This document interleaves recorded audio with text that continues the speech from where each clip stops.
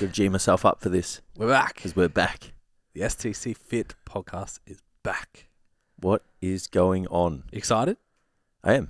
Yeah. I am. This was my idea, wasn't it? So we're actually back on Jason's request. So Jason's now been allocated host. Yeah, so this is... I'm the host and I'm going planner to say nothing. and everything. Jason's the man. So Still saying nothing. If you don't like the episodes, it's Jason's fault. It's my fault. Welcome back, Jace.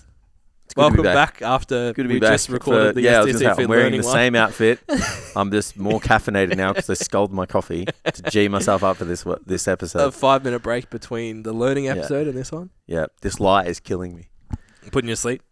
No, Or- I don't or know. waking you up. Yeah, maybe. Or both. Yeah, it's making me hot. I Just- don't know if it's that or the caffeine. Just anxious. Or how excited I am for the episode. Yeah, come on. Let's fucking go. We get to talk about training. Yeah. Yeah, what are we doing? Body transformation. Guy. Yeah.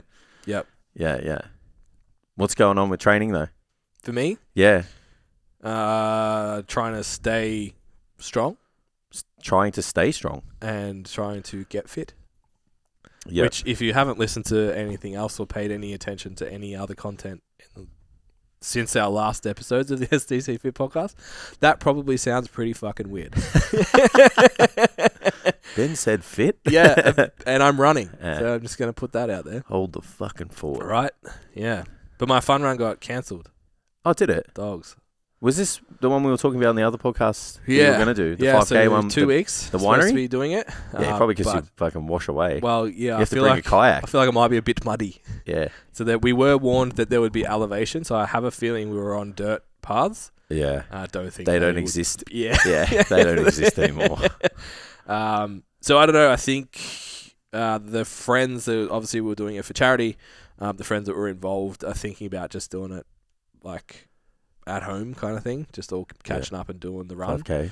So I might still just plod around and give it a go, but So you're going to do a training session of 5K? yeah, but I'm committed to finding an event now. So if anyone knows any good running events coming up Look it up, Tim. in Victoria, Find Ben yeah, find me one. a running event. Live, people that are watching on the live, there's probably no one yet. Yeah. Find me an event, and Jace is going to come do it too. No. It's a no from me. Oh, dog. no, you can walk, yeah? Oh, yeah. I'll walk 5K. I just won't be able to move the next day. The blisters and sore feet and shit. Yeah, it's funny. Like, Are you heavy enough to like blow up? I don't at the actually know how heavy I am because, like, when we moved, so when we were selling the house, I had to put out like all the shit away. 'Cause, Yeah. like the opens and whatever. Yeah. So I put my scales in the cupboard. Anyway, the batteries have died, and I haven't put new batteries back in. I see. But like, I don't really care. Yeah. Yeah, but Like- can you sustain brisk walking without discomfort? I think about the right footwear on. Yeah.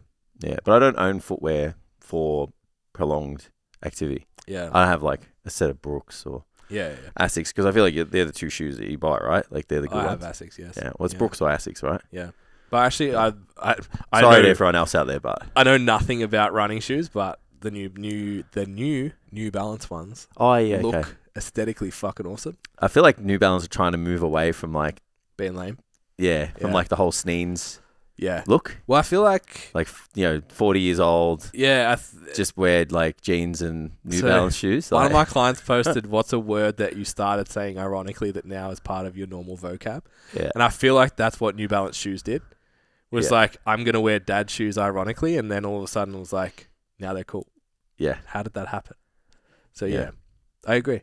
yeah. They've definitely done well bringing themselves back out. Yeah, but for any of the cross trainer type humans out there, I am also considering weighing up the difference between No Bull, the CrossFit brand, Is that a actual brand? yeah, Yeah, right. and just Metcons. Is no bull mean like no bullshit? Is that where it's going? I assume Or is so. just like what's the bull? I assume. That's Yeah. that, yeah. Just curious. It's more than anything. pretty American no bull, CrossFit. man. Yeah, I dig it. Yeah. That or Metcons. Makes me think of bandanas. I don't know why. The No Bull shoes are like an extra $100, Yeah, okay. but they are much more aesthetically pleasing. But I don't $100. want to buy them if they're shit. Yeah, no one's going to care though, because you're only going to wear them in the gym. Yeah, but I will. Yeah. Okay. The number one. $100 is a lot. It is. Yeah, well, you To bump care. it from 200 to 300. That's a lot. But they both do the same thing performance-wise. I don't know. I need some feedback to find out if they are. Maybe they're lighter. Maybe they're a bit more comfortable. They last a bit longer. Yeah, I can't understand. Yeah. And then I'll be interested. Because it's fucked, this getting fit thing. Like, used to be able to just wear Jordans to the gym. Now I have to It's good wear life. Jordans to do my heavy lifting and take runners to do my running. Yeah. And if I forget, I have to do Yeah, that's why I stopped wearing the bare feet jumps heel and shit. elevations and shit. Yeah. I just stopped. Like, whatever. I don't care if my ankle's jammed up. Oh, when I'll you just, squat I'll shit. just twist. Rotation is fine. I'll just sprain my SI joint in my hip. Fuck it. Have back pain once a month. It's fine. Good times. Yeah. What about you? Yeah, just getting jacked. Trying to be jacked? Yeah. Jacked, sorry. Not trying to be. Yeah. Dare I? Hey, how fucking dare I? dare you? Nah. Yeah, no, all good. Yeah, just trying to get jacked for summer. So, filling out the T-shirt and stuff. Yep. I'm really enjoying training at the moment. I don't know why. Me too. Yeah. Do you think it's the weather? No, I think I'm talking more about the things that I like to do. So I think that's carrying over to... Yeah. I think a lot of the discussions that I'm having like are in the space of bodybuilding and strength and physique development. And I think that that's carrying over to my training. You know? Yeah. I've transitioned to a new gym now. I feel like I said to Steph, I feel like I'm settled. Yep. Because if anyone sees me in the gym, they probably think I'm like the most fucking, like standoffish person. But it's because I have like a beard, a shaved head, resting bitch face. Yeah. And I'm also very anxious. Yeah. So like coming off on other people would be like, this guy's fucking terrifying. Do you know what's funny? I see you in the gym and you always talk to people. Yeah. And I'm like, fuck, people must just think I'm an asshole. Yeah. Because I don't talk to anyone in the gym. Yeah. Like I'll smile, yeah. but I don't chat. I'm not that guy. Yeah. Most of the time. So that's interesting. You perceive yourself to be the arsehole, but if you're an arsehole, I'm a real arsehole. Yeah, because I actually go out of my way to talk to people. I don't. I'm just like, I'll smile at you. But that's only because I've lived around here for like 34 years. Yeah. So I know everyone. And I've been to every gym in the whole area. So and I worked at Good Life, so I know fucking everybody. I can't go to a gym without walking into someone. Yeah. Yeah, so if you don't talk to them, you're a fucking asshole. Yeah. But yeah, I feel like I'm settled in the gym now. Like, if few people chat, ask me questions about training, it's good. It's fun. Establish so I feel yourself. like, and it's better than where I was before because it's just... Well, now I try to fight you. That helps. Yeah, there's no culture. There was no culture at that gym at all. And I have no one accusing me of filming them. Yeah. Oh, that was hilarious. I probably should go into a bit more detail rather than you just thinking, like, oh, no one tried to fight you. Like... Oh, you can tell a story? No, just a quick one. So I was on the treadmill. I had my phone up. I was resting it on the dashboard, and it was pointing directly at someone. So they thought I was filming them. I showed them my phone. I was making a post on Instagram. So the only logical thing after that was to fight me, because that's what happens when you're wrong. You try to fight someone. So like Jason's not really one to stand down from an altercation like that, especially when he's not in the wrong. So we went outside. Obviously, nothing happened. And then I canceled my membership because that's just that was the last straw for a gym that has no culture that's full of fuckwits. Yeah, fuck that. So yeah. So it's good. I feel I'm in a better space. Gym's probably not something that I could see myself working out of long term. Like I feel like, it's just kind of I'm just making it work. Yeah. But it's got weights and it's got good people. So yeah, and I'm having fun training. That's good. Me too. Yeah, I'm enjoying it. And the layout, it's hard because it's like the gym is almost built. Obviously, they run the groups out of there, so it's like that's a big part of it. But I feel like it's better designed for me, way more than it's designed for you. I actually use the other side. I'm pushing a square peg in a round hole here. It's like the caged area. It's like let's just let him in here. And don't let him go outside. Don't let him infiltrate into the other parts of the gym. Even if you want to squat, you have to use the one rack that's in there. Yeah. No. Like I said to you the other day, like I fucking did steal a little bit of a bark while I was training. Someone like literally stopped and turned around and looked at me. I was like, okay. Yeah, that's not. We don't do that here. It was nice at Doherty's on the weekend to have a little bit of a growl. How good is that gym? It's fucking that great. That gym speaks to my soul. It's fucking great. Walk in, there's just bodybuilders all across the wall. Yeah. There's just such a diverse clientele. Yeah. Members are Yeah. like, you've got the jack dudes, you've got people who are starting out, you've got people in between, you've got people with dad bods. Like, it's fucking grouse, man. And then the equipment's just, they've got the oldest equipment that was the best, and then they've got the new shit. Yeah. It's the perfect blend. They've Powerlifting room, bodybuilding room. Done a little bit of like relocating and stuff. And fuck, when I walked into that powerlifting space, bruh. Yeah, it's so good. Ugh. I'd love to train there. I was like, I'm almost like, I'm going to take up powerlifting and just come back and train. A gym like that would make me want to change my program every 6 weeks. Yeah. Because you'd want do new shit. do all the stuff. Yeah. You can't fit it all in your program. So you just want to, where I am at the moment, I just pick the best shit. Yeah. I just pick the stuff that they have the best of, and I'm like, I'm just going to progress this for 3 months. Which is probably what you should do. Yeah. Yeah. Yeah. Very nice gym. Yeah, and like, I think the more important part is for a gym that is known globally to be the mecca of bodybuilding in Australia, Melbourne, etc. Like, Tony's got a big name. Everyone comes here when the pro shows are on, like, goes to that gym. And you can walk in there and feel comfortable. Yeah. In the first second you're there. Yeah, yeah. And like, people go, oh, you're a personal trainer for 11 years, or you don't get uncomfortable going to gyms. We went to another gym on the Saturday, and I fucking hated every minute of it. Because I did not feel welcome. No.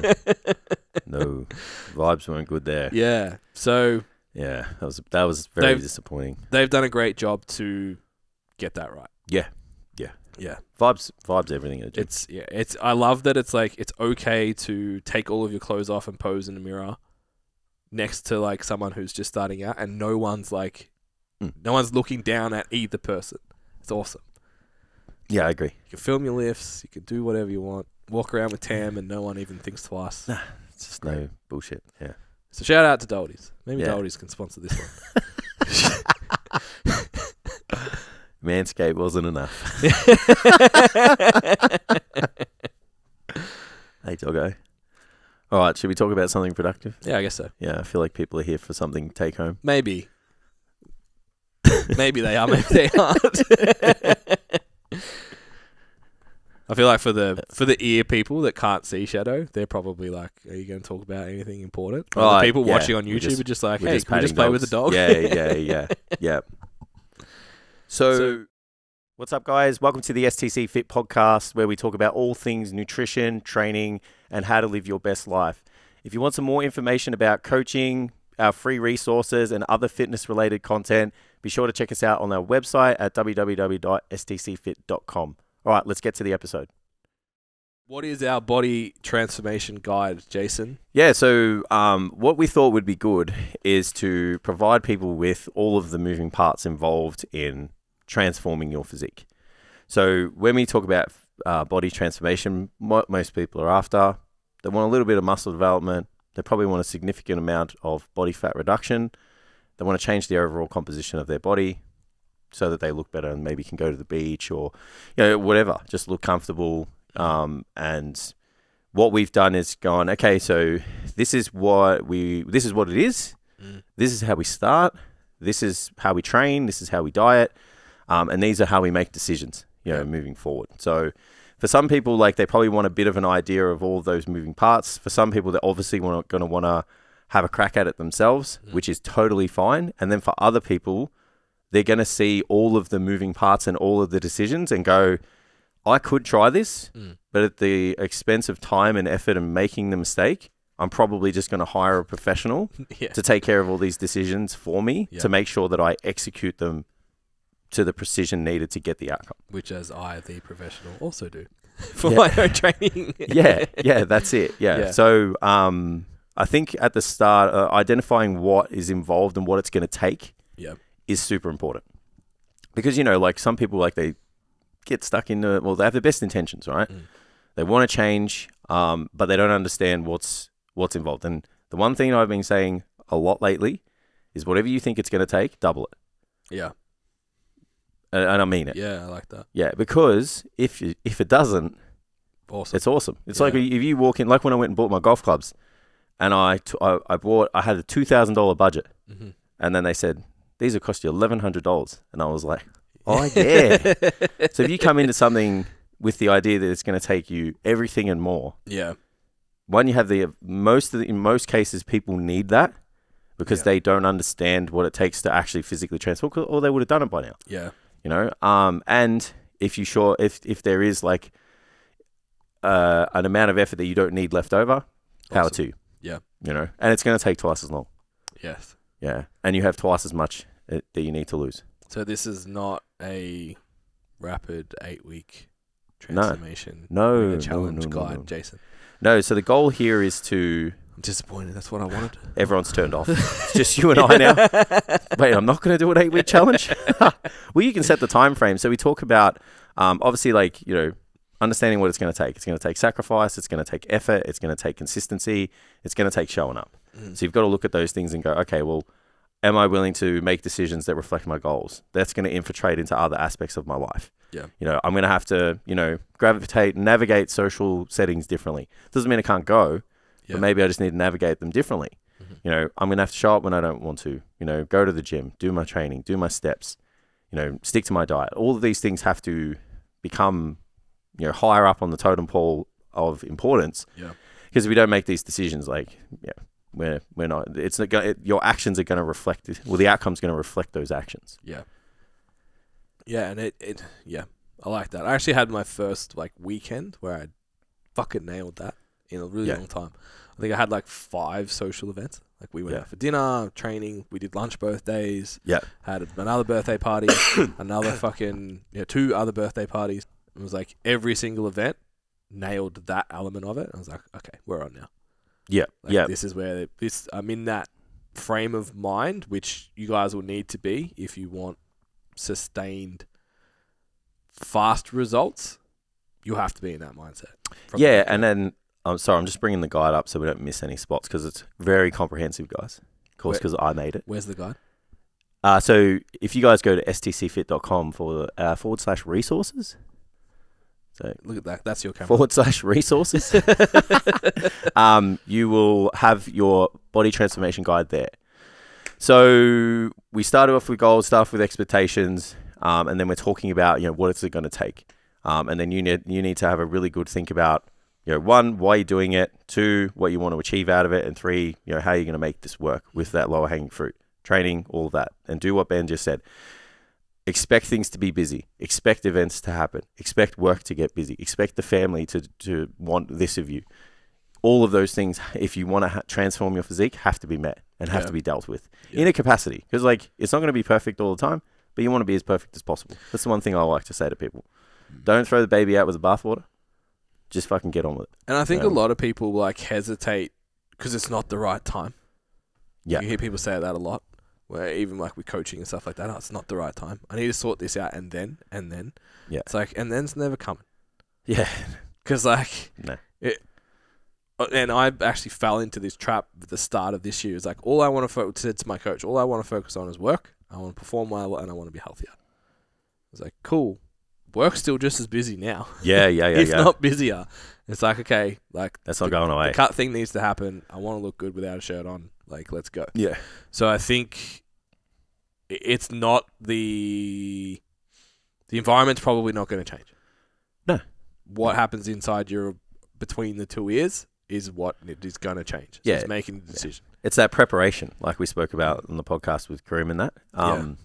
It's like put yourself in it, prepare yourself for what you want to do. Yeah. You know, if you are prepared both mentally and physically, you will execute. Yeah. You know. So then obviously we talk about setting the timeline. So I know people have the best thoughts and expectations of being, 10 weeks and just being, peeled out of their mind and stuff. If we're going historically off the experience that I've had working with lots of people, and I work in the realm of contest prep as well. So if you take a standard contest prep, which will take anywhere from 18 to 24 weeks, if you take about 6 to 8 weeks out from that show, which is where most people would fall in a decent body fat range. Yeah. That's still going to take you, 16-ish, 12 to 16 weeks. Yeah. Generally, and that's people executing to the 100% of their capacity all the time. Every single decision that they do and make is through the lens of how do I maximize my body composition. Yeah. So taking in that consideration, most people aren't going to execute to that level. So you're going to add time on. Yeah. So it's probably going to take the same amount of time as a normal contest prep, but you're going to fall shorter in terms of body fat, which is fine because it's not healthy to get there anyway, you know, and it's pretty extreme. So yeah, so I think like whatever you guys think is going to take, it's going to take a little bit longer. If you fast forward or fast track your results and, you know, whatever, I think that's fine as well. Yeah. You know, so timeline is really important, but set a deadline so you know what to work towards. Mm-hmm. You know, I think like time sensitive goals are great. You know, we talk about it all the time. Like if you don't set a goal, you end up just like doing what I do, just become someone who works out for a hobby. But that's okay because, you know, if and when the dials need to be turned up and get serious, we set a date, we work towards it. Yeah. Just creates urgency, you know, so that's a very, very important aspect. After that, I think what's important to understand is like what's involved in that body transformation physically. So we talked about it before. There's a concept called recomposition. So that is where we will add muscle mass and decrease body fat at the same time, which doesn't mean that we'll see a significant shift in the total body mass of someone. So their body weight may not change, but their shape of their body will. And for some people, like, you know, if you're training already and you're just sick of the levels of body fat that you have, you've already gone probably through a phase where you've put on some muscle mass and decreased some body fat and gone through that recomposition phase, because it's a real kind of like, you know, beginner intermediate-ish kind of adaptation.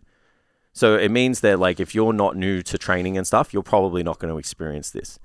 You can experience it to a degree, but it's diminishing the longer you train. You know? Where if you're newer to the gym or newer to training, or maybe even just newer to a training system, so that's like, they might be working out for 12 months but never followed a program. Yeah. Then you still will achieve a degree of recomposition. Yeah, I feel like that's the majority of people, at least I work with, that come to me that are like, probably weren't eating enough, definitely probably not enough protein, the training structure wasn't good enough. You watch I know we'll probably go down this road later, but like watch their KPIs in terms of stress management, sleep, all that kind of stuff. And it's like we get all those things right, and all of a sudden it's like, so scales aren't really moving, but you're losing like half centimeter, 12 centimeter a week off your waist, like kicking ass basically. Yeah, smashing it. It's fascinating to watch. Yeah, definitely. And I think that's a really important phase for everyone anyway, because to achieve recomposition, you need to be kind of at a very like that caloric maintenance kind of level. So energy coming in the system is matching energy going out through expenditure and physiological demands. So you're building that foundation from a metabolic capacity, as well as for some people who are newer in the spectrum of training, achieving a physical change as well. Yeah. So it doesn't matter if you're longer down the road on the training spectrum and not achieving a high degree of recomposition, you're finding a set point and building that foundation to start to peel calories back from 100%. To, you know, go into that deficit. And let's be honest, like when you're doing a body transformation, I've never really met someone that's like, needs to put on an excessive amount of muscle first, nor do they want to. Most of the time they want to reduce body fat. Most of the time muscular development comes as a small byproduct of that due to the recomposition effect that we're just talking about. And then after that, because they're leaner, they have they got more runway to build calories, they start to like add size later. Which is generally if we look at like the roads that we go down when we work with a client. If you're like over fat, so what that means is just fatter than you would like to be. So not shaming anyone. So don't come at me with your fucking pitchforks.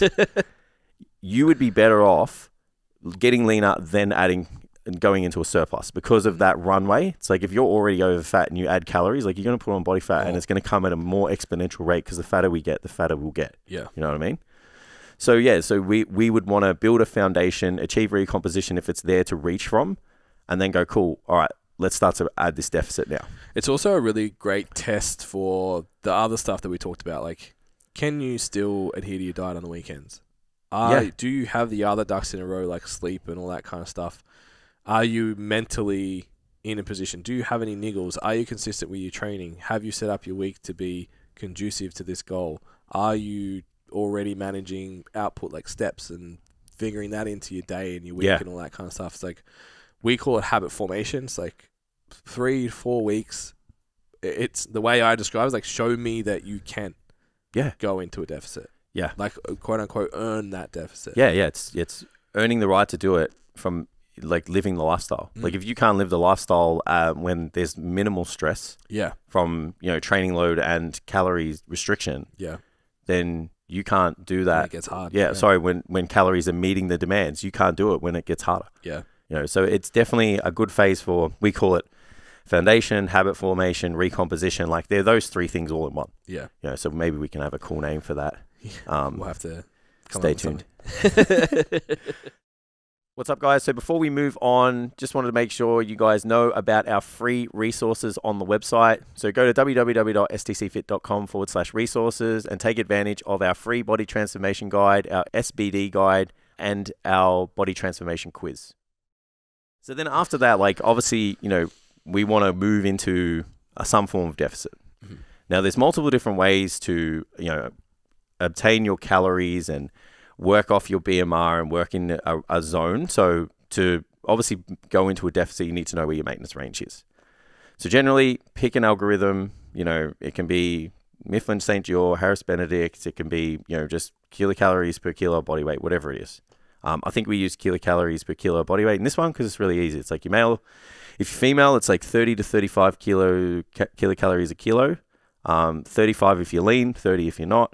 And then male, it's I think 35 to 40. Same thing. It's like you're lean. If you're excessively active, you might need to do a bit more. So these calculators are in the resources. Yeah. So you don't need to get the pen and paper out here, guys, because all the resources are in there. I've taken care of this for you. Look at you go. I know. I've gone the extra mile on this one. I can't keep looking at it because I keep adding to it. Yeah. So we go through a period of maintenance, recomposition, habit formation, and what we're essentially trying to do is just maintain body weight. So we don't need to make any changes here. Only if we're decreasing weight in an exponential fashion or in a linear fashion. So then we need to make a slight adjustment to balance the ship out, because that means you're in a deficit if you're losing weight. Or we need to decrease the energy if we're putting on weight in a linear fashion. Because remember, all of these calculations are just like hypothesis, right? Yep. So we have to execute them and then review them to make sure that we're where we need to be. Yep. So that's the personalization effect of this. So you would want to track that over a period of time. And then you're just making these small adjustments to, see if this falls within a range. Yeah. So maintenance is a range, guys, because we don't burn the same amount of energy every day, nor do we actually eat the same amount of energy every day because of cooking methods and different food types and all that stuff. So generally, 1% of your body weight either side is what will fluctuate to. So if I'm 100 kilos, I can fluctuate between 99 and 101. Yeah. And that would be an acceptable range, in my opinion. Yeah. So once we've achieved that period, we would then want to create just before you go on there, do you experience that same percentages through a menstrual cycle as well? If they were, I think so, to be honest. Yeah. I don't know. I don't have anyone who, what I experience happens is they are the same body weight they were 4 weeks ago on week 1. Yeah. Like on that week. Yeah. And then it drops off straight away. Yeah. Yeah. Yeah. I reckon maybe 2%. I'm just thinking like 1 to 1.5 kilos is sort of the range. And most of the girls I work with somewhere between 55 and 75. If someone was trying to achieve maintenance during that week, I just wouldn't bother. That week doesn't count. Yeah, I agree. Yeah. Just in terms of like rate of loss and stuff, key things is obviously going to be looking at, like you said, week 1 of your cycle versus week 1, 2 versus 2 and stuff, average over time. Yep. But yeah, don't freak out. You wouldn't want to work off those readings for that week anyway, though, to match the maintenance. There's too many other variables happening. 100%. Yeah. Yeah, but that's still within the acceptable range. I think 1%. That's just a general rule. It's not set in stone. So don't come out with your pitchforks again. All right. So then after that, we want to make sure we're working in a deficit and kind of achieving the fat loss that we want. Mm-hmm. So remember, the more aggressive the deficit, the shorter the time frame, because you're not going to be able to stick to it for too long. And then obviously the side effects of dieting kick in, and it just makes things really hard. There's a couple of different ways you can do this. So you can just go, right, I'm just going to peel a percentage of my total energy off, that maintenance range. We recommend about 15 to 20%. And then you're just assessing until you kind of hit a roadblock, where it's like, okay, so my results have stalled and, whatever. Another method you can do is that you can actually work out the amount of weight that you want to lose for the time frame. Yeah. So, if you wanted to, you knew what your body fat percentage was, or if you just wanted to lose a certain amount of weight and you just had that kind of set in stone, We could work out, okay, well, if we're this much body fat percentage at this weight, we have this many kilos of body fat on us. If we wanted to get to this percent, you would need to lose 8 kilos.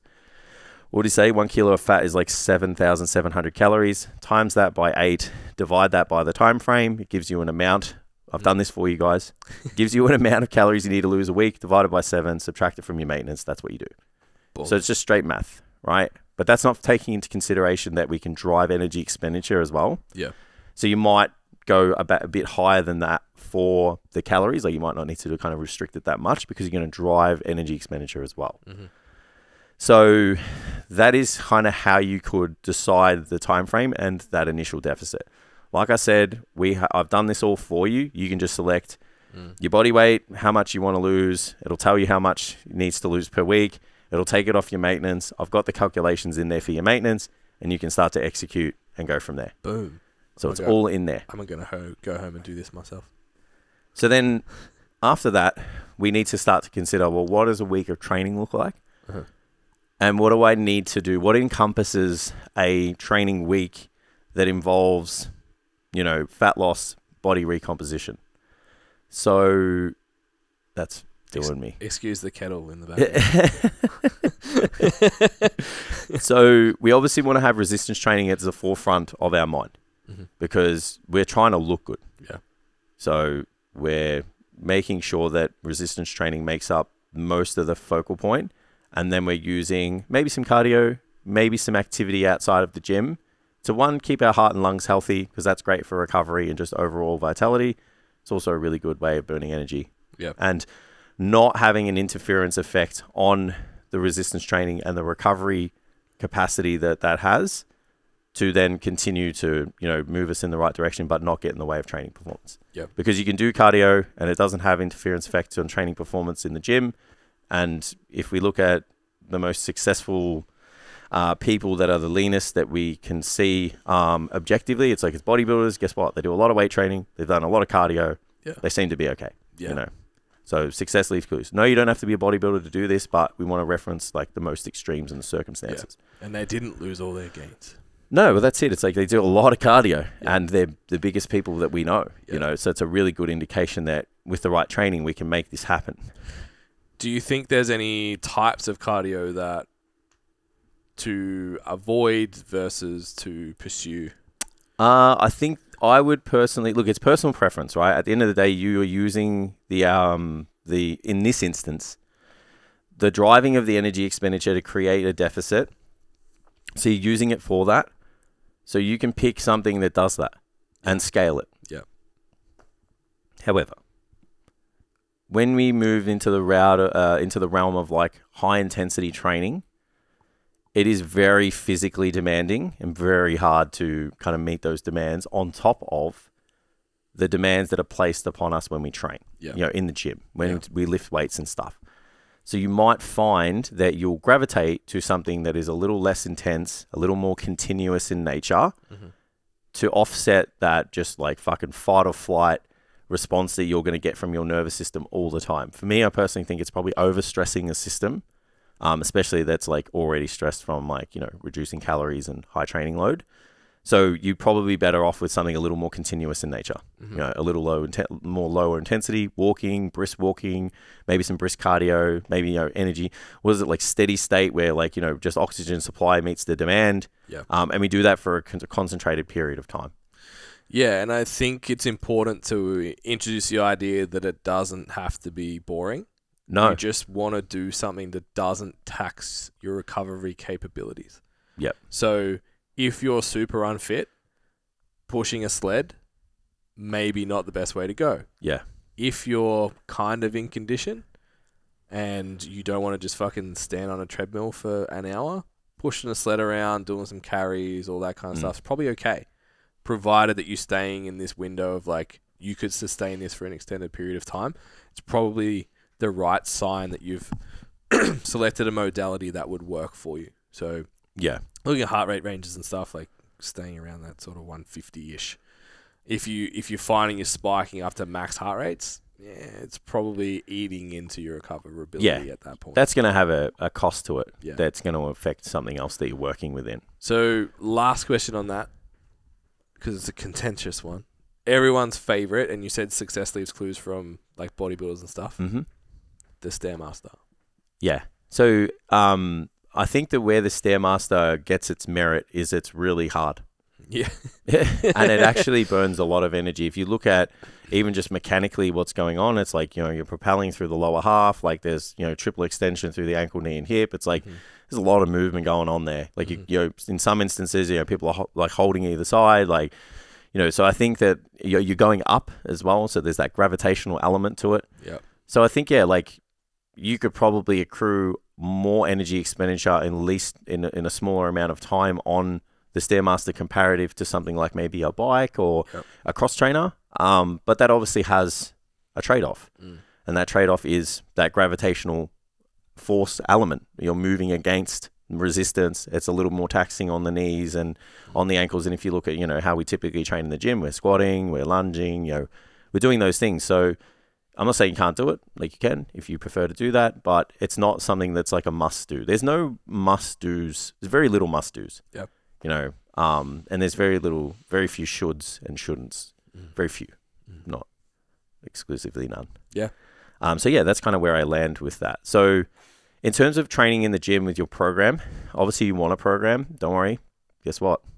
Got a program sorted out for you guys.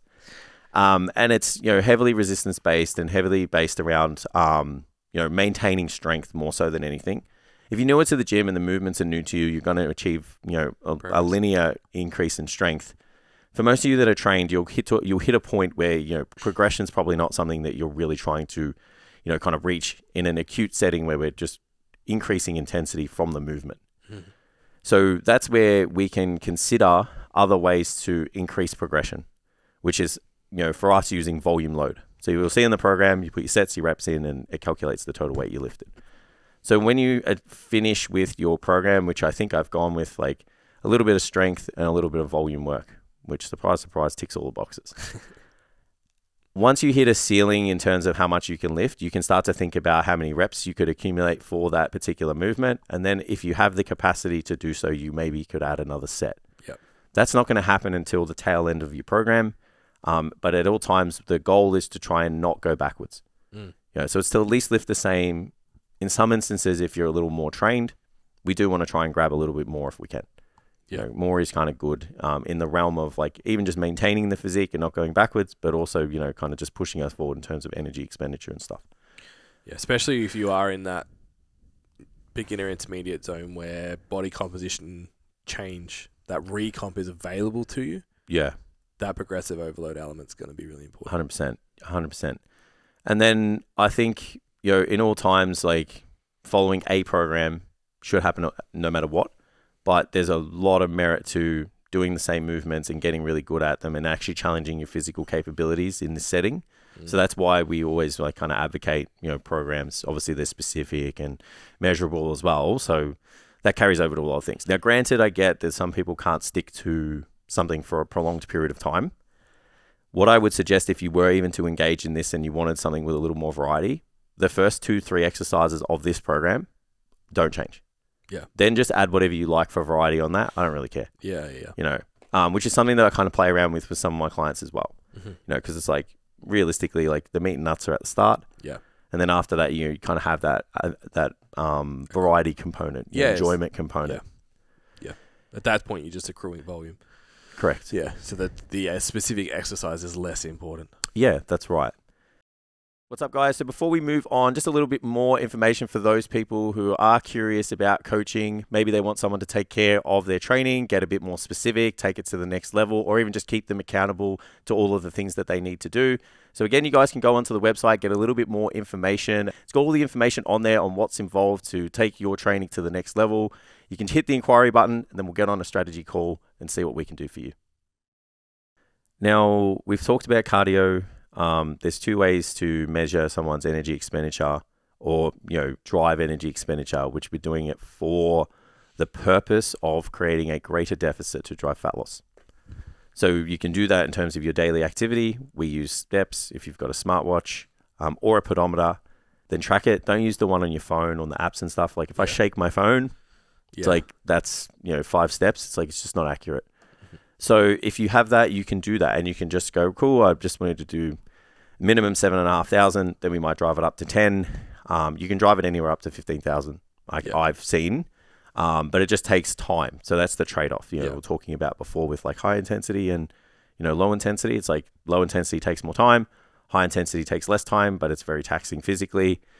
So what you might want to do is something in the middle, which is like a concentrated kind of burn for a period of time of energy, but nothing that's like super taxing that's going to affect time spent in the gym. So you can drive that however you like.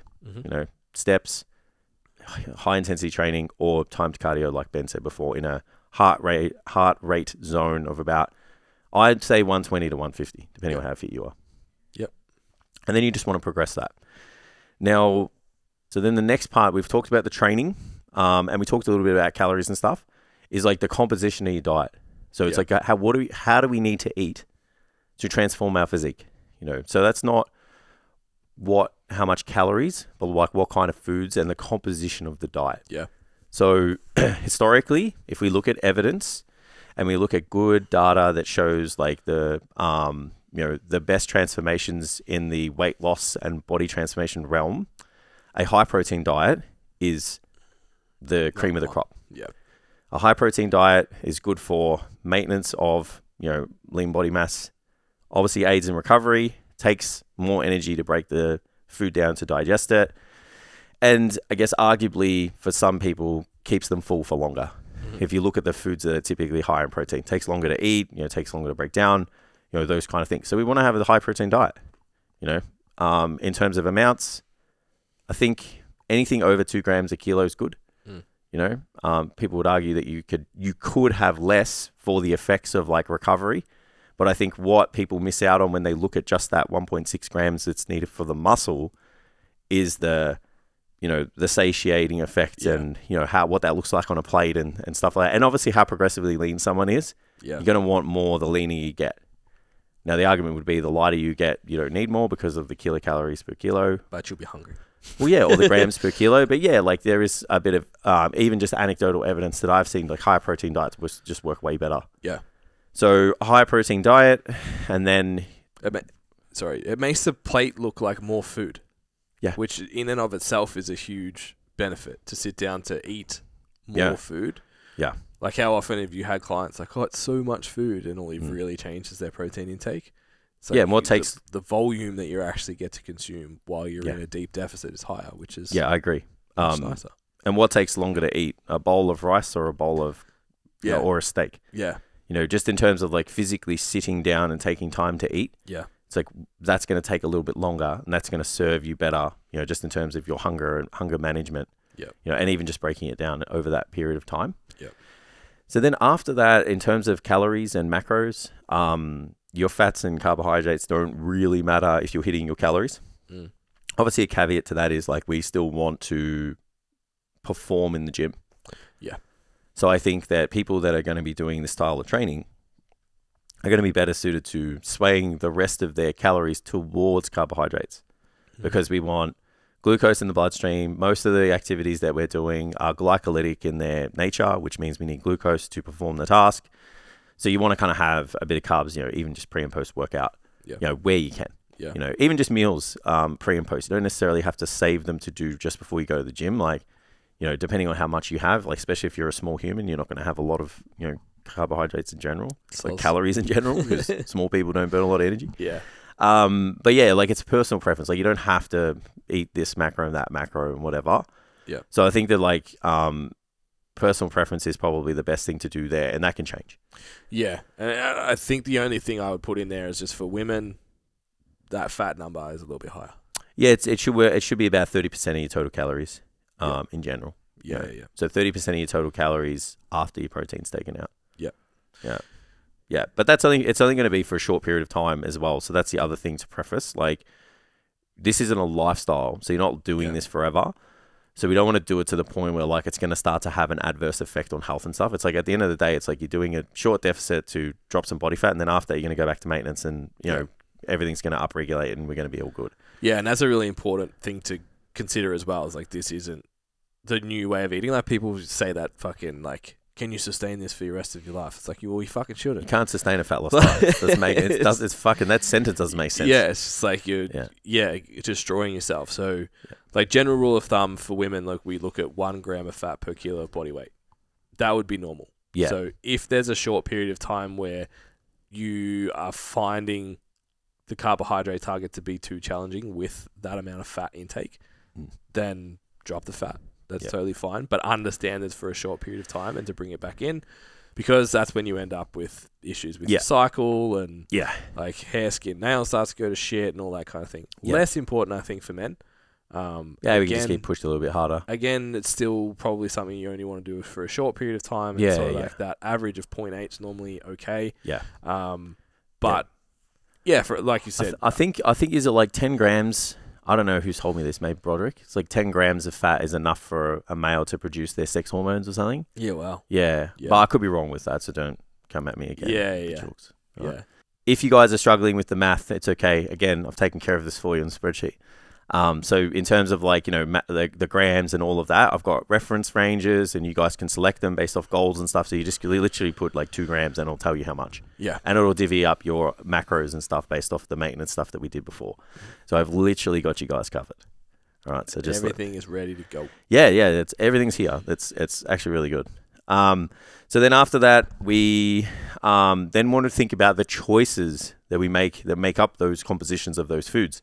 Or those macros, right? So this is where we want to gravitate towards, because we have less calories. We need to get bang for buck for the choices that we make. So lean meats, fibrous foods, plants, fruits. Those things are going to make up or should make up majority of your diet. Yeah. For your carbohydrates, you obviously want to have more whole grains, starches, those kind of things, because they're higher in nutrients. They take longer to pass through the system. They sustain us for longer, regulate your blood sugar, all of those things, which is going to be really, really important during a phase where there's less calories. And they get more volume of food on the plate, which is great for hunger regulation again. So we got to think about these things and try and fight the good fight of, famine on all fronts, because that's what it is. It's controlled famine for a period of time. And our body has adaptations to that. So we know that it's going to be hungry and we're going to have less energy and we're going to have less capacity less variety in the diet, which means nutrients and stuff might be affected. So we've got to gravitate towards foods to ensure that we get, dot the I's and cross the T's on all of them. Yeah. So a really good reference is, which it's a fucking shame that the document sucks in terms of like aesthetics. Yeah. It's called the satiety index. Yeah. So it's just like an index of food that they've done, eat this food, test how full it makes you feel. And they've given a score and stuff. And I think white bread is like 100 and that's like the medium. Mm-hmm. And then there's foods that sit below and above. So if they're below, they're obviously like more satiating. If they're above, I think they're less. Fun fact, white rice is more satiating than brown rice. There you go. So that is a really good index, because obviously the satiating foods, you want to try your best, if you like to eat them, those foods, to make up a large composition of your diet with them. Yeah. So that's what I would suggest. But as a general rule, it's like plants, fruit, whole grains, starches, lean proteins, and then if you have a fatty source of meat, you don't have to really bother kind of looking for a fat source. Yeah. If you want a fat source, maybe you're vegetarian, or you just like to eat maybe some seafood or something along those lines, then nuts, avocados, oils are really good to kind of get those fat sources in. Egg yolks, those kind of things. Yeah. If you're So coconut oil in my coffee for fat loss? Look, if you want to waste your calories and drinking it in the coffee, yeah, sure, why not? And cheat yourself? Yeah. Because you have like the most fucking fragile system ever. Get me too hot and I die. Get me too cold. Get me too spicy. All right. So after that, we've talked about, structure. We've talked about training. We've talked about, the diet and all of those things involved. The one thing that we haven't really kind of spoken about is obviously like assessment. Mm-hmm. So you guys want to make sure that you're tracking metrics that assess those outcomes. Yep. Fit changes in your physical look, obviously really good. So take your photos. Obviously training body weight is an important one. It's not the only metric, so we want body weight, we want photos. If you got someone who can run a tape around you to track your measurements and stuff, it's fine. If you find from the first 3 weeks that they bounce around everywhere, don't bother. Yeah. It's just going to do more harm than good. Yeah. That's one thing that I can tell with like even the people I work with, it's like, I'm like, okay, we don't use this anymore because it's just not going to work out. There's one you can get now that's like digital, which a few of my clients have gone to, and it's made a really big difference in the consistency of the measurements. That's good. Yeah, so you basically, I think you can even like connect it. Yeah, and then it'll tighten it up for you just around the girth. And that'll give you a measurement, which is fucking game changer, really. Yeah. Well, if you want to go to that level, obviously there's devices like that out that exist. Yeah. But you can use that. So as a general rule, not even before that. So you want to be tracking this kind of data. You obviously want to have, I think still, if I was working with myself, having some form of reflection on a regular basis would be important. Yep. How did I show up? What did I fuck up? What do I need to do this week? Yep. Because those things are going to affect the results. Yep. So if you had a bad week, I wouldn't even bother looking at the results because I'd just be like, well, I know they're not going to be great. So I just need to focus on having a good week. Yep. So I would be having some form of reflection on a weekly basis. I think it's good for accountability as well. So if you can hold yourself accountable, I would do that. And then generally after that, it's like if it's been about 10 to 14 days and you haven't seen a result and you've been dotting the I's and crossing the T's, something's got to give. Yeah.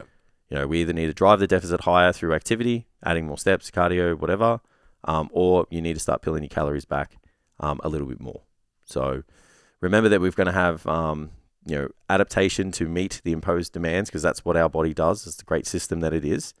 So it's going to, slow you down in terms of movement day to day. It's going to get more efficient with the energy that it expends for the task that you're imposing on it now.